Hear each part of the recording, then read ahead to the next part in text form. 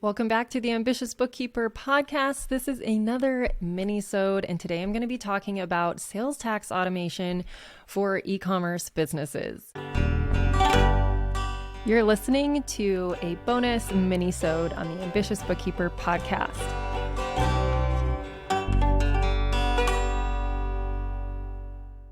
I have an audience question. One of my fellow bookkeepers has taken a lot of my courses, including the sales tax and e-commerce courses, and I will link to those below or in the show notes. She says, I'm working with more e-commerce clients and have had a few questions.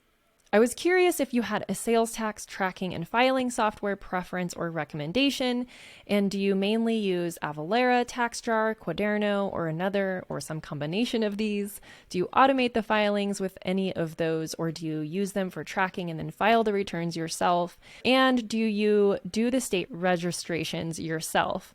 I have a client that is hitting thresholds in multiple states. Many of them are streamlined sales tax states, which I'll get to in a moment. And I want to get the system set up well from the beginning. Thank you for all that you do and any guidance you can provide. Well, thank you so much for submitting your question. This is a really good one. I get a lot of questions about sales tax and e-commerce. So let's jump in. Your first question was, do I have a sales tax tracking and filing software preference or recommendation? And the answer is yes. For our clients, we use TaxJar, and that is mainly because most of our clients that are on e-commerce are also on Shopify. And we are able to integrate TaxJar with Shopify so things are calculated correctly. It also is important to understand what level of Shopify your clients are on so that you can make sure all the settings in the tax settings are set up correctly, and also that things are being pushed over to TaxJar as well. So it depends on the level of Shopify they're on, whether it's actually directly integrated with TaxJar and TaxJar is calculating the sales tax in the shop at the checkout, or if you are setting up the tax rates in Shopify, and then that information is being pushed over to TaxJar and then filed. So it's important for you to understand your specific workflows with your clients. They all might be a little bit different, but what we do is we set up our clients on TaxJar. Most of our clients are on a version of Shopify where we actually have to go into the tax settings and set up anytime they hit a threshold in a certain jurisdiction, we have to turn that on for collecting sales tax and all that good stuff. And then it pushes everything. It's integrated with TaxJar, so the information is sent over to TaxJar, and we try to make sure that every state is set up on autofile within TaxJar. So we will actually, to answer one of your other questions, we actually set up the sales tax registrations for our clients. We don't pay for someone else to do it or anything. We handle it ourselves. That way we have control of all the logins and all the setups. And we share the login information with clients. Every state is a little bit different. Some states allow you to have an accountant login. Some states don't. So we just try to keep really good track of all the logins. We use 1Password for that. And we share all of the information with our clients so that they have access to those things. And if we ever part ways, a couple of our clients, we will have to go into the state websites and change login information, or at least share it with the client and let them change it.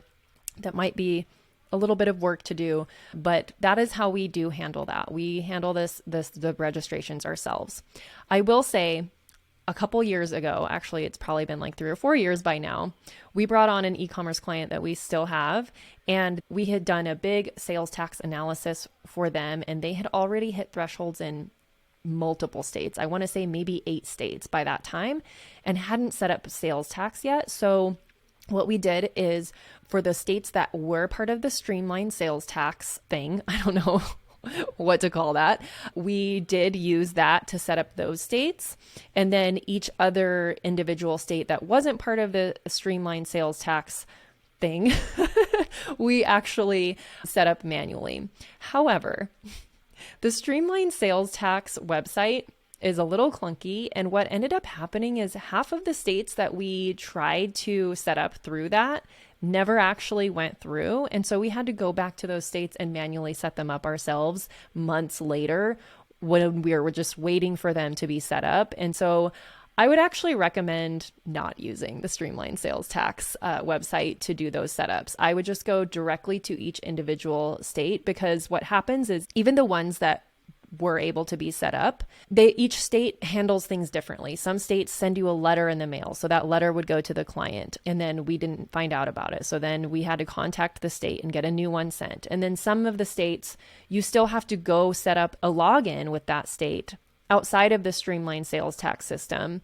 And so when you put in that effort, it's like, I may as well have just set up the sales tax on my own directly with the state. So that would be my recommendation on that.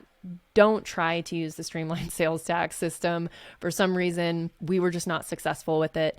I would just go directly to each state individually, and then you know exactly, you have the confirmation that it has been set up, and you have the login right away, and you can manage all of that yourself. That is my recommendation.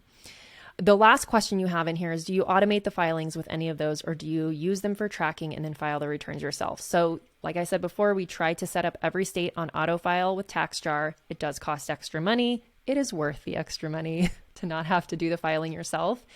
But the one thing I will say is occasionally you might run into issues with setting up the autofile. I do have one state on that one big e-commerce client that we have where it is a monthly item for me to go in, run the TaxJar report, and then go to the state website and file and pay it. But it takes like 15 minutes. So not a huge deal. I wouldn't want to do that for all the states. Since it's one state, it's not a big deal.